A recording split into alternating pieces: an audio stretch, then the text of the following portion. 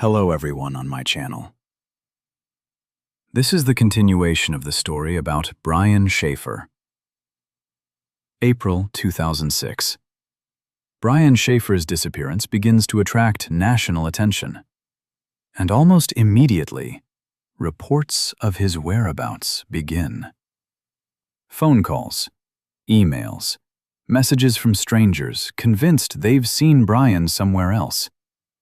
New York City, Chicago, other cities, other states. This often happens in missing persons investigations. Once a face becomes public knowledge, people start seeing that face everywhere. Investigators checked the reports anyway. One witness was sure they saw Brian in New York. The police checked. Wrong person. Another lead pointed to his location in Chicago. Again, nothing. But among all the false leads, there was one report that investigators initially took more seriously. A witness claimed to have seen a young man resembling Brian early in the morning of April 1st, near a shopping mall, walking alone. Later, the witness said the man appeared disoriented. Investigators carefully followed the trail. They interviewed the witness. They compiled a description. They checked nearby surveillance footage. But nothing conclusively confirmed what they saw. Not a single camera confirmed it. None of the additional witnesses confirmed it. And yet, the report was never fully refuted. Which puts investigators in a familiar position in this case. Caught between possibility and uncertainty. Let's look back at the final hours of Brian Shaffer's life. Because there are several details of his behavior that night that investigators have never been able to fully explain. First detail. Brian returned to the bar after his friend had already left. This may seem insignificant, but in hindsight, it matters. Why did he go back inside? Did he forget something? Did he want to finish another conversation? Or was someone else waiting for him inside? The second detail. Brian reportedly drank more than usual that evening. And given what he'd recently been through, it's not hard to understand. Just a few weeks earlier, he'd lost his mother. Friends later described him as grieving, though he tried not to show it openly. And intoxication changes things. People make impulsive decisions. They overlook obvious options, follow strangers. They take risks with people they wouldn't normally take risks with. This means that Brian's actions that night couldn't have been entirely predictable. But there's a third detail. The one that many find hardest to let go of. Shortly before his disappearance, Brian called his girlfriend. She was already home. The conversation, according to her later testimony, seemed completely ordinary. Brief, ordinary, nothing alarming. "How are you? Everything is fine. I'll be there soon." And that phrase is important, because it suggests, at least at that moment, Brian intended to leave. But intention and reality became two different things that night, because Brian Shaffer never came home. There's a crucial part of this story that's often overlooked. Just a few weeks before he disappeared, Brian Shaffer lost his mother. Pilar Shaffer had been battling cancer for a long time, and Brian watched this deterioration from close up, not only as a son, but also as a medical student, which in a way makes the grief even harder. Because understanding each stage of the disease from a medical perspective doesn't protect you emotionally. A little later, Brian went on a trip to the Caribbean with friends. The trip had been planned before his mother's death.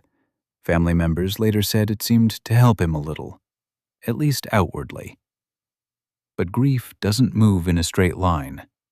It comes in waves. And there's one more detail that investigators and journalists have pointed out over the years. April 1st, 2006, the night Brian disappeared, it was also his mother's week.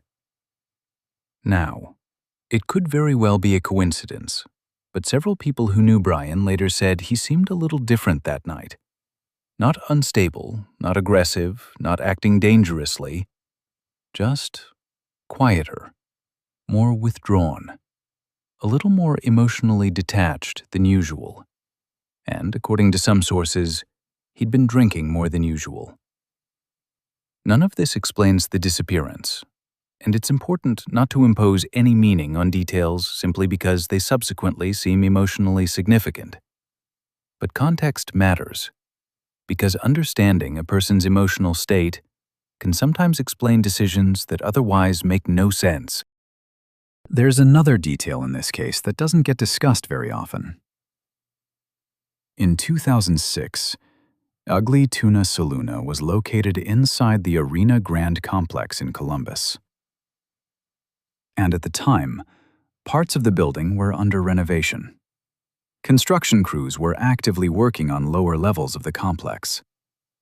There was scaffolding outside, temporary access routes, service areas not normally used by customers.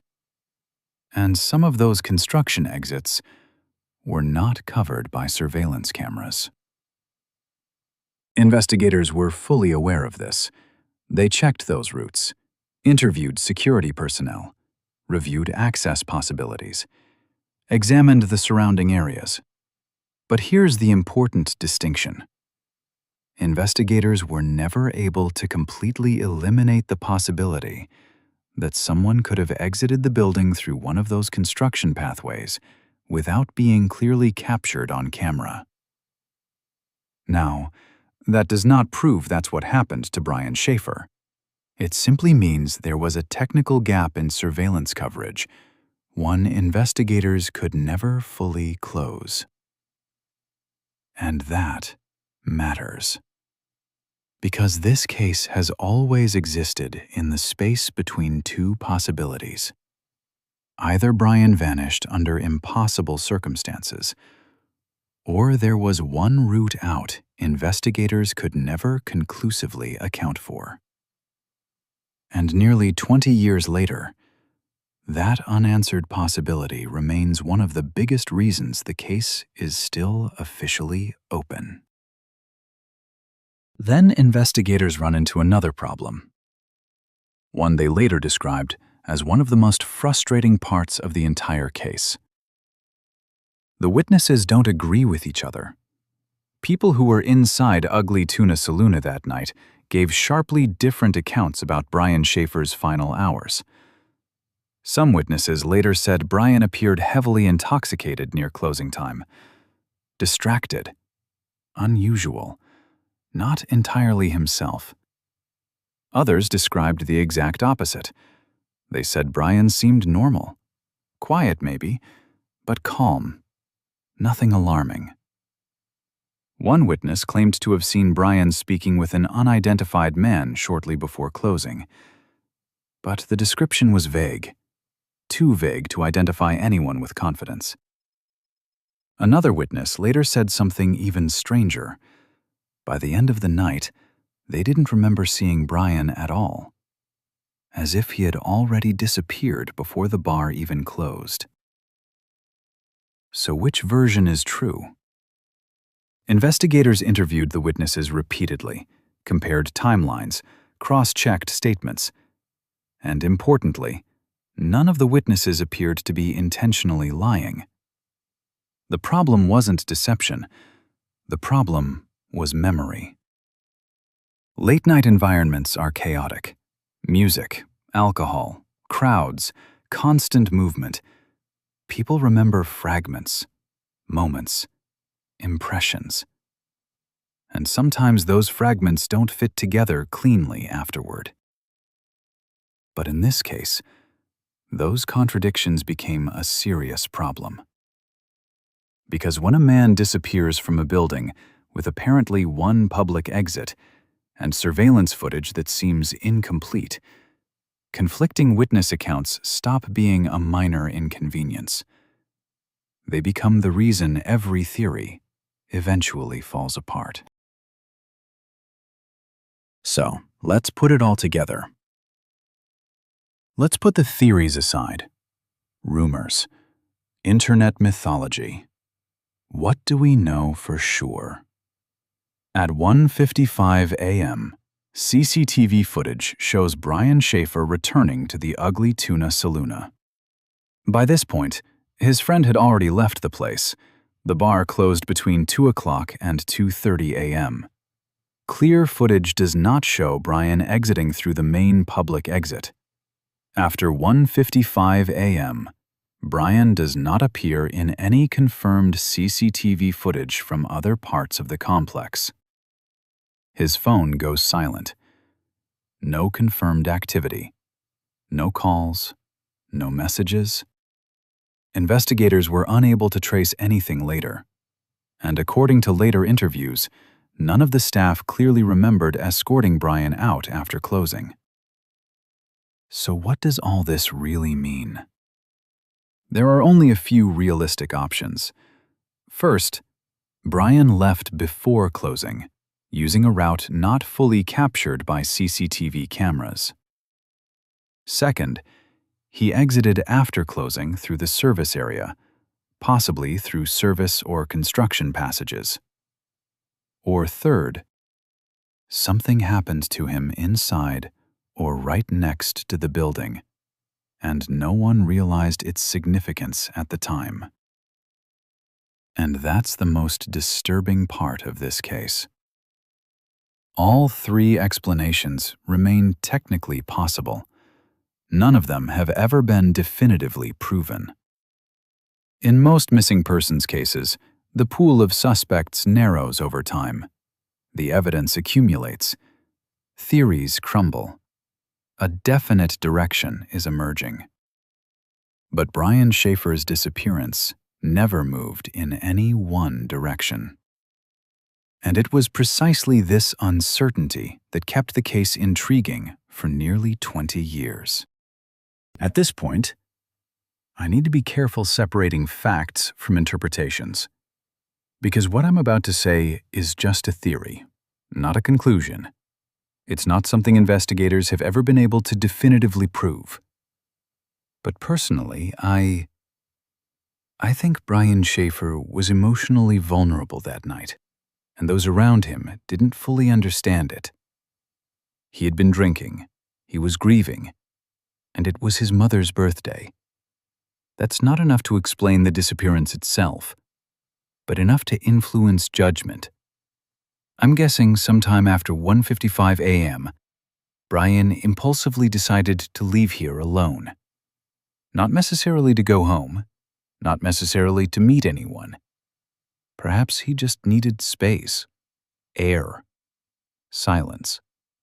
And if that happened, perhaps he used one of the exits from the construction site or utility rooms, which investigators were never able to fully explain. Unmonitored route, temporary access point, a gap in the surveillance zone. And then, night, alcohol, isolation, and the nearby Olentangy River. To be clear, variants of this explanation have been considered by many investigators and observers over the years. Not a crime, not a conspiracy, just a tragic series of ordinary circumstances colliding at the most inopportune moment. But there is one serious problem with this theory, a problem investigators have never been able to fully overcome. No trace of Brian was ever found.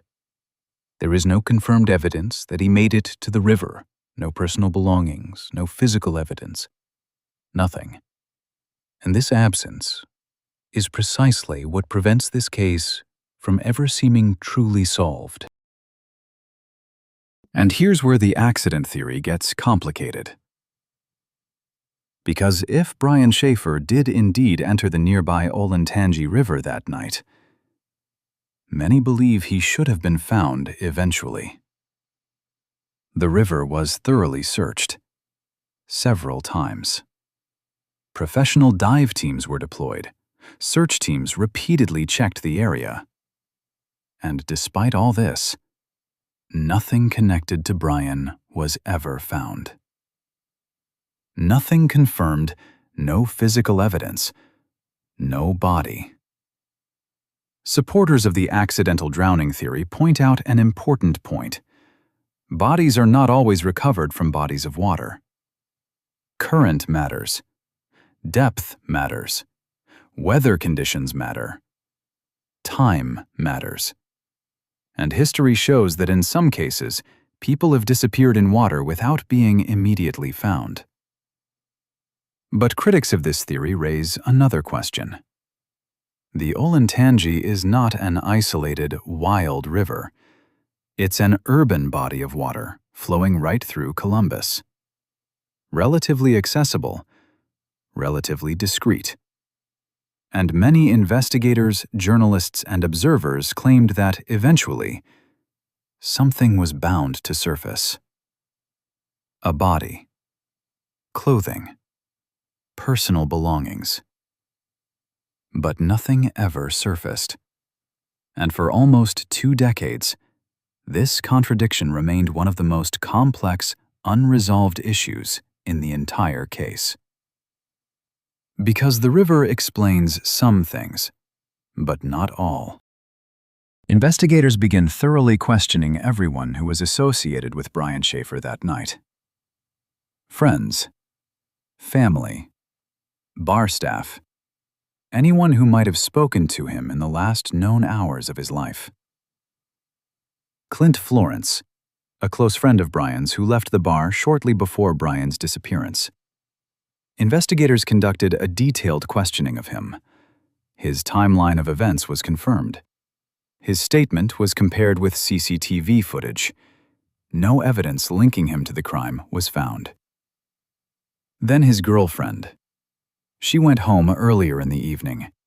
Investigators independently confirmed the timeline of events. Again, nothing suspicious was found. The bar staff were also interviewed. Security, waiters, management. No one described any serious disturbances that night. There were no serious clashes. There was no apparent fight involving Brian.